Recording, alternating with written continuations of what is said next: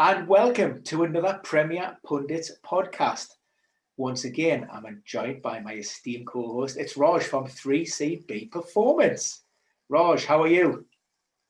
Good. How you doing, Ben? Yes, mate, I'm good. We're in the thick of another game week. And, we've had the FA Cup there. There was a little bit of downtime for some teams, but, we're coming into game week 20, 21, 22 and 23 will be fast upon us. And we've got some really good key talking points ahead of those game weeks. And one that I want to touch upon particular is Mikel Antonio. Now, he's coming off the back of, as we know, persistent hamstring problems. He has been under the knife twice, in recent times. And he really is the focal point of David Moyes' West Ham team. In Project Restart, there was no player that actually scored more goals than Mikel Antonio. And he hit the ground running this season, but unfortunately suffered another setback.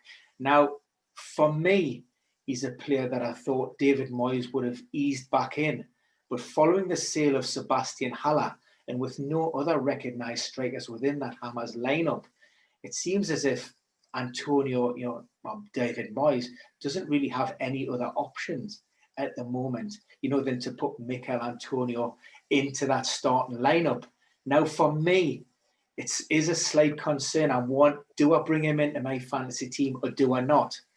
Am I right to be concerned given, his injury history? Absolutely. You're quite right to be concerned considering that hamstring injury and what we know about hamstring re-injury and recurrence. For example, a lot of the high-level research shows that 30% of players get re-injured within their first 2 weeks of returning. And in this case with Antonio, he might be playing a lot of minutes, which might increase that probability as well. He also plays with some decent pace, which increases that risk as well. So there's certainly multiple factors here that say to have some concern about, potential hamstring injury. Of course, as you know and I know, previous hamstring injury or previous hamstring injuries is the biggest risk factor for future injuries as well due to that scar tissue development. So very, very valid concern. I don't think Moyes has any other choice considering, like you said, who else they have left, the drop off from that level and kind of where they sit right now. So it'll be interesting to see how they play that risk reward out. Yeah, I mean, we've already, I think first and foremost, I think the sale of Sebastian Haller came as a surprise. What comes as a bigger surprise is that West Ham still haven't brought anybody in. And David Moyes, by his own admission, turned around and it was a strange one. It was the FA Cup build-up press conference where he said, Mikel Antonio, we've probably played him a little bit more than ideally we would have wanted.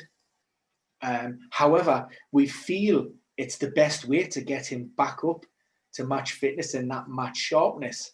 But yeah, it's going to be a fine balance between getting that sharpness and making sure that, you're not pushing Mikel into that red zone or that area where he's going to re-injure or suffer recurrence that will put him out. Oh, absolutely. And it's that gray area that's really hard to kind of really determine because you're walking that tightrope, the risk reward. He's right. You can't gain match fitness or sharpness if you're off the pitch. You just can't. The intensity is too high. But at the same time, like you said, running someone into that red zone, especially with a high risk injury for re-injury, with the hamstring, there's so much push and pull here, which is kind of, I guess, the fun of the game, for lack of a better word. Yeah, and I mean, West Ham have got a couple of big games as well just this week. I mean, they travel to Selhurst Park, which is against London rivals Crystal Palace, and then they're up against Liverpool. The current champions. They've suffered a downturn in form, a little bit of a dip, but arguably still one of the best teams, not just in the Premier League, Europe, in the world. And I think as a player, you're going to want to perform on the biggest stage against the best teams, and that in itself is going to be a risk factor that maybe Moyes and Mikel Antonio will have to consider heading into those games as well.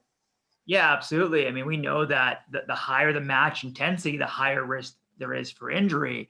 And, with the Liverpool game, if you're Moyes and you see a team who is down on their form right now, likely won't be that way the rest of the season, it might be a chance for you to kind of pounce on that and say, hey, these are points we can get versus a team that's dipping in form. So let's go all out versus them. Yeah. So the hamstring injury to Mikel Antonio, that forms a perfect segue into another, big premium asset that's going to be out the game for a while at this moment, and that's Kevin De Bruyne. Kevin De Bruyne, Pep initially sort of played down the injury post-match when it happened. He said, "Oh, we think there's a muscle issue there." He seemed to point at the back of his leg. But it didn't, he didn't imply or he didn't suggest that it was anything too serious. Now, from a medical perspective, from a clinician's point of view, can you determine just from looking at an injury on a screen or how a player may react to it, of maybe to get some kind of insight into how severe that injury is just from looking or maybe imaging from the screen?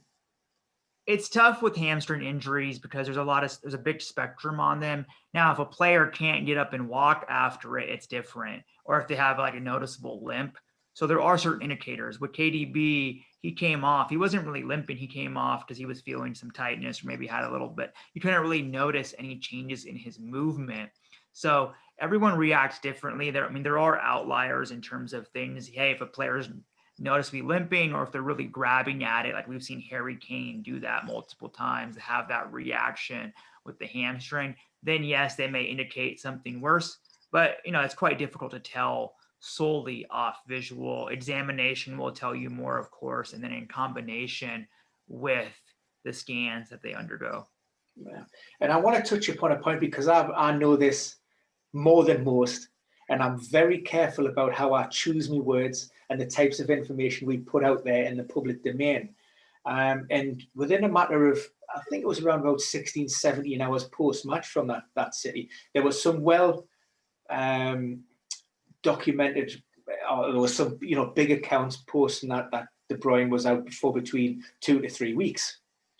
Now, in the past, I've always been quick to defend because I know the information at that given point in time it can be accurate, and then further diagnosis or as injury can develop can show otherwise. And 24 hours later, lo and behold, Pep comes out and he says, well, actually, look, De Bruyne is out for 4 to 6 weeks. Is there a point where almost that injury of the hamstring can develop, over that initial maybe 12 to 24 hours to 48 hours to then go, well, actually the imaging came back and it maybe wasn't as conclusive as we thought, or it didn't look as bad, but now, we're seeing actually, where the tear may be or the severity of that actually says, well, it's probably double to what we initially thought within that first maybe 12 hours. Yeah, absolutely. I mean, injuries can always evolve for better or for worse. The initial examination just gives you clues as to what it may be. But again, going back to what we talked about with gray area, there's a lot of variance with how these things present. And so you may think just based off initial examination, oh, hey, it's not that bad.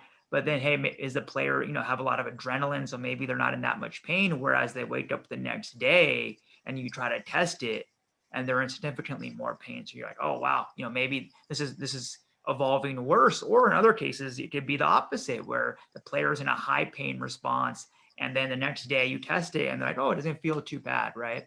And so that's why I'm always weary, like you said, of any timeline that comes out that quickly on a muscular injury. Now it's different if you have like a full rupture, which is more obvious, or of a ligament, but within that spectrum of muscular injuries, it's quite hard to give a timeline that quickly just because characteristics of the injury can evolve in those first 2 to 4 days. And people always surmise and assume that once a player goes for imaging and they come back with a result, they assume that is a definitive diagnosis, that is a definitive. Can you explain, why that isn't always the case when players are sent for an MRI scan?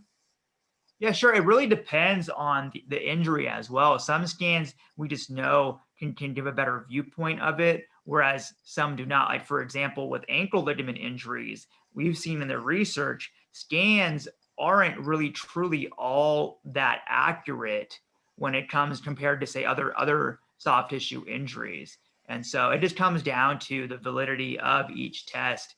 And so it's not, scan is never the end all be all with every injury. You can't see everything. It's not like an all-seeing eye. So it just depends on specific injury. Even in KDB's case, it can depend on the specific location of the hamstring tear as well, which we'll never likely have any information on.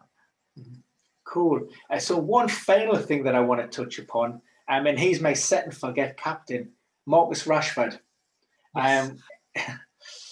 I watched 80 plus minutes of the FA Cup tie against Liverpool. Of course, I missed the incident that saw Marcus Rashford limp off, down the sideline, straight down the tunnel, after picking up an apparent knee problem. I have my own thoughts and feelings as to where we go, but from a perspective of a medical team or the club looking at that injury, do you think is the fact that Marcus is going for a scan, does that in itself suggest that the club are concerned that there may be something, maybe sinister going on there, or can we remain hopeful and positive that it's just a precautionary measure and they want to rule out, any kind of serious knock there? Yeah, I mean, I saw him go off the pitch just based off the visual. He didn't look to be limping or anything. My assumption here is that it's precautionary to assess for knee soreness. In the case of these big clubs where money is no object, right? Why not do a scan to see if anything's going on? We saw the same thing a couple weeks ago with Kieran Tierney for Arsenal, where they scanned the calf just to double check, just to make sure nothing's going on. That's not what I'm saying for Rashford, but like you said, it just gives them more information. And in the case of the knee, knee soreness can be quite dubious. It can be a multitude of things. I mean, it could just be some inflammation in that area. So again, it's hard to say. You just need more information. Mm-hmm. And that's what I believe this is. But again, we will wait and see what they find. Mm-hmm. And picturing that best case scenario, but having the caveat that we've had such a quick turnaround between games, mm-hmm. Based on what we do know, which is very, very little, would you expect Rashford to be involved in the midweek fixture? I wouldn't expect it, just based off, like you said, the quick turnaround, just based off the risk reward and the fact that, unlike Antonio, they actually have good cover for Rashford as needed, at least, for 1 or 2 games if needed. So it doesn't make sense to potentially exacerbate that injury, especially if assessment is ongoing. Yeah, I mean, certainly he's obviously high status within the team, but, we've seen Greenwood, I think, scored his first goal in 11 matches for United. Martial is finding a little bit of form, underlying stats great. Bruno got a nice rest, and then you've got Cavani who can lead that United attack. So, yeah, I agree with you wholeheartedly, Raj. But, yeah, look, brilliant to have you on, our resident fantasy doctor from 3CB Performance. Check out his website. All the links will be in the post. That's our weekly update done. Thank you once again, Raj. Thanks for having me, as always.